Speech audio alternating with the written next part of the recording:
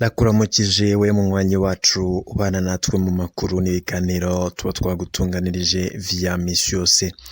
Ubu nyene nabwo hari inkuru iteye ubwoba, hari amakuru ariko aravugwa cane ku mukuru w'igihugu cacu Ndayishimiye Varisito ndetse n'umutambukanyi wiwe. Hari amasanamu yakwiragiye irya nino, turaza kuraba vyose ndetse n'ukungene vyagenze.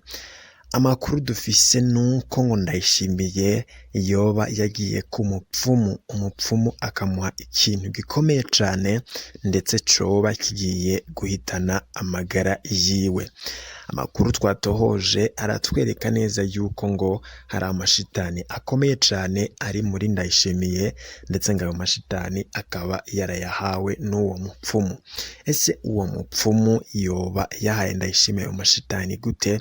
Turaza kubiraba muri ayo makuru ndetse abihweza ibintu n'ibindi bavuga yuko ngo Ndayishimiye yoba ageraniwe cane ngo kuko ngo uwo mupfumu yoba yarakoreshejwe n'abantu bamwe batipfuriza ineza igihugu c'u Burundi ndetse ngo abo bantu akaba aribo boba baragiye muri uwo mupfumu bakamubwira amajambo akomeye n'ivyo ategerezwa gukora Ndayishimiye, ariko Ndayishimiye wewe akaba atarafise ayo makuru ukuntu yoba yagambaniwe na bamwe mu bantu batifuza yuko igihugu c'u Burundi carongorwa na Ndayishimiye Varisito.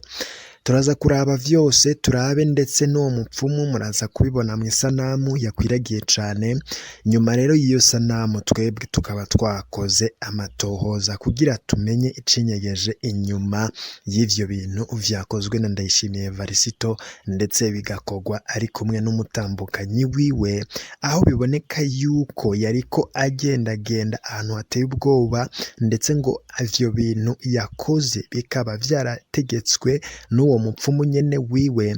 Bivugwa yuko ngo yoba yamushizemwo amashitani ndetse ngo ivyo bintu bikashobora gutuma Ndayishimiye Varisito ahura n'akaga gakomeye cane ngo kuko biboneka yuko yoba yaragambaniwe.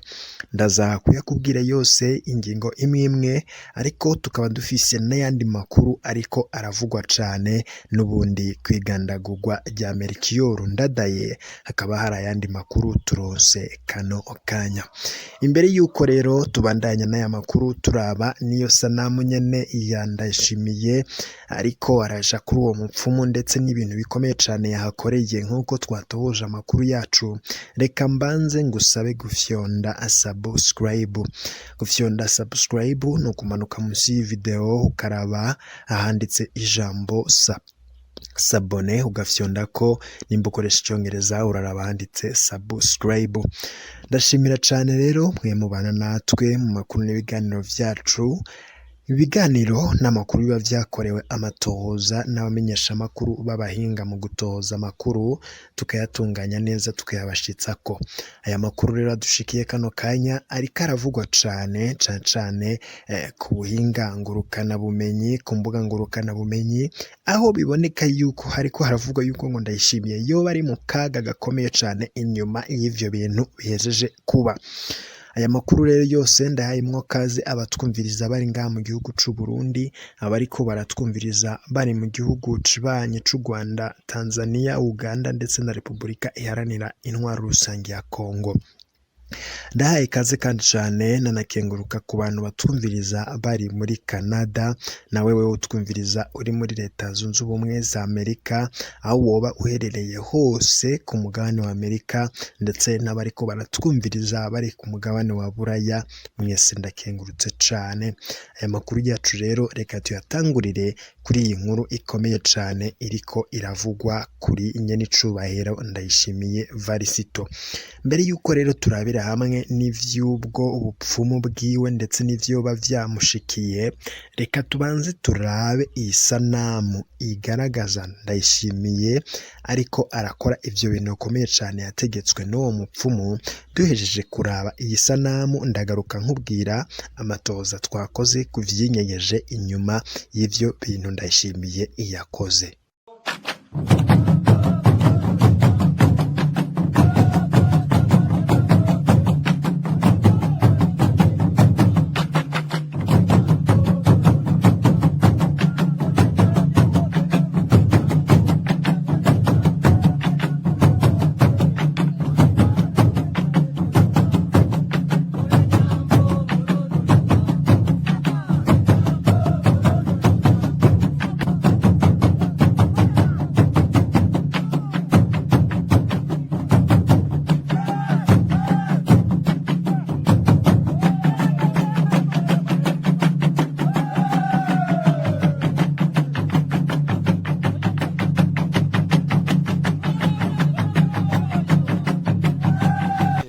naje kukiramutsa nk'umugenzi wanje inyuma kugira yo ngo kuraba ndabe ino ingene sanamu kimeze. iteye ubwoba aho Ndayishimiye Varisito biboneka yuko wewe n'umutambukanyi wiwe ibikorwa bakoze ngo babitegetswe n'umupfumu, ndetse ngo uwo mupfumu akaba yarahawe misiyo n'abantu bashatse kugandagura Ndayishimiye Varisito kuva na kera, ndetse batishimiye yuko yabaye umukuru w'igihugu, ngo kuri ubu ngubu Ndayishimiye yoba ari mu kaga gakomeye, ngo kuko ivyo bintu Ndayishimiye yakorewe ngo vyoba bigiye gutuma agira ikibazo gikomeye cane, ndetse bamwe bakavuga yuko ngo Ndayishimiye ashobora guhura n'akaga ngo ku buryo igihe gishobora gushika Ndayishimiye ntakaje ava mu nzu yiwe akagumamwo, ndetse ngo ivyo bikorwa bigatuma Ndayishimiye biboneka yuko ngo ata bushobozi agifise bwo kurongora igihugu, ndetse ngo ivyo nibiheza kuba Ndayishimiye bizatangura kuboneka yuko ngo afise ikibazo c'ubugwayi, kandi birazwi neza yuko mwibwirizwa shingiro iyo umukuru w'igihugu atagifise ubushobozi bwo gutwara igihugu canke se bwo gukora ivyo yajejwe gukora aca asubirirwa.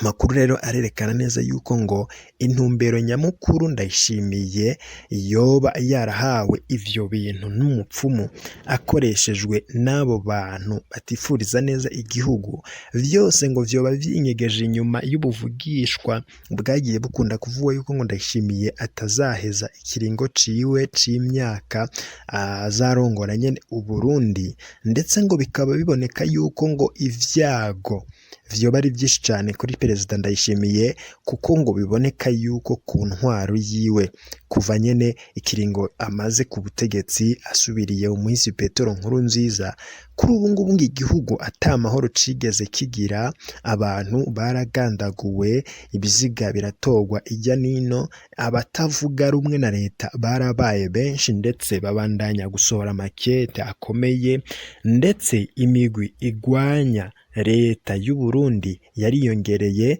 ndetse murazi neza yuko hari n'abateye gushikana n'ubu bakiri mu gihugu. Amakuru akerekana neza yuko ngo ibi vyago vyose biriko biraba mu gihugu c'u Burundi vyoba bifise ico bisiguye ku ntwaro ya Ndayishimiye Varisito, ndetse ngo n'akaga koba kagiye gushikira u Burundi.